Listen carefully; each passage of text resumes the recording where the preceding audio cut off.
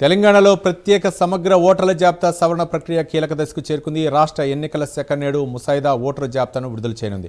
రాష్ట్రంలో మొత్తం 3,38,26,448 మంది ఓటర్లు ఉండగా వీరిలో 2,64,73,616 మంది ఓటర్ల ఎన్యుమరేషన్ ఫారాల డిజిటలైజేషన్ ప్రక్రియ ఈ నెల 10వ తేదీతో పూర్తయింది.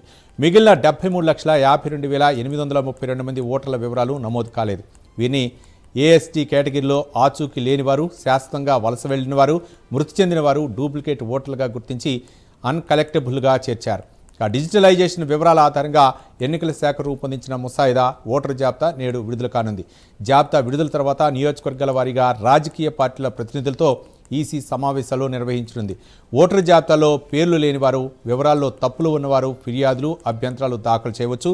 ఈ ప్రక్రియ నేటి నుంచి సెప్టెంబర్ 30 వరకు కొనసాగనుండగా అభ్యంతరాల పరిష్కార ప్రక్రియను ఈ నెల 17 నుంచి అక్టోబర్ 15 వరకు పూర్తి చేయాలని ఈసీ నిర్ణయించింది.